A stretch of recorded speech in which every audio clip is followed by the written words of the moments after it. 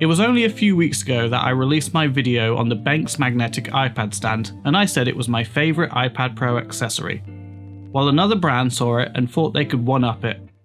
This new product is not only amazing for the iPad Pro, it's also great for MacBook users. Let's take a look at the MagFit Magnetic Station.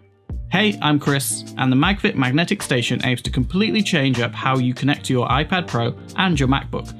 The station is an adjustable magnetic iPad stand with a built-in USB hub right in the base. But the hub isn't just for the iPad, it's for a computer or a laptop too. It's feature-packed with 100 watts of pass-through power to your laptop, an SD card reader, a TF card reader, 3 USB ports, a headphone jack, HDMI that can support up to 4K 60Hz, and an Ethernet port. MagFit were kind enough to send this out to me after watching my Benks iPad stand review, and they also chucked in this case. It's really nice and it has magnets built in, so if you do want to protect your iPad, just chuck this on and it will work with the stand. It also has a nice little slot for your Apple Pencil to slit in, but it doesn't come with a front cover or any way of standing it up, so bear that in mind if you choose to buy this one. Now let's look at the pros of the stand. It does look great, and they've really kept the hub base as slim as possible. There's only a few millimeters of space above and below each port. It's made from aluminium and feels very sturdy. The hinges move back and forth with ease, and rotating the iPad is incredibly easy. It's available in silver and space grey, and it sits right at home on your desk. Having all this expansion is great, and I love that I have one hub now that can act as a hub for either my MacBook Pro or my iPad Pro. I have it set up with my 16-inch MacBook Pro with 100 watts power going directly into the hub, and then it passes through into the MacBook. This is done with a supplied USB-C cable. I then have 3 extra USB ports I can take advantage of, 2 card readers, Ethernet, and HDMI at my disposal.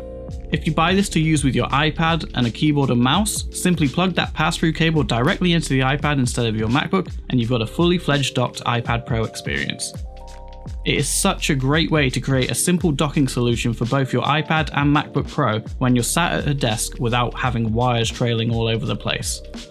Now it is extremely useful, and it does clean up my desk a lot, but like the Benks magnetic stand, I've got a few concerns and issues with it. For starters, just like the Benks stand, you can't adjust the height, but fortunately for this, it isn't a huge problem, as the stand's hub portion does raise it off the ground quite a bit.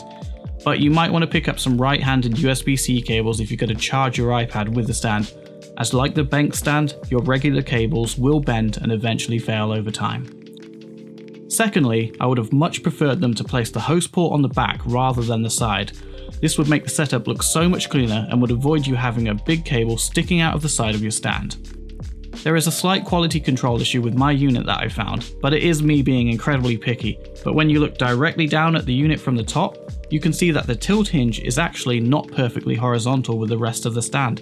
It drops down slightly to the left. Another visual issue is that my iPad Pro does not sit absolutely center on the stand when it's in portrait mode, and if you're the type of person like me who loves a bit of symmetry, this may be off-putting to you. The hub also requires constant power from a main socket or a battery bank, so if you want to just plug this directly into your laptop or computer and use it as a regular hub, you can't. My next issue relates to a combination of things: price and connectivity. At the time of recording, this product is $199.99 for the standalone. For this price, I'd expect all the USB ports to be 3.1 Gen 2, not just 2 of them. And most importantly, the SD card slot to be UHS 2. Having UHS 1 on a $200 hub is quite frankly ridiculous. And finally, I think they really missed a trick here with all this space on top of the hub. It would have made the perfect place to stick a wireless charging pad for your phone and accessories.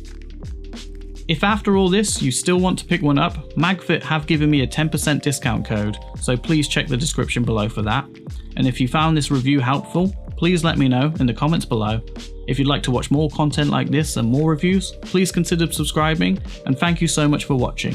Do take care.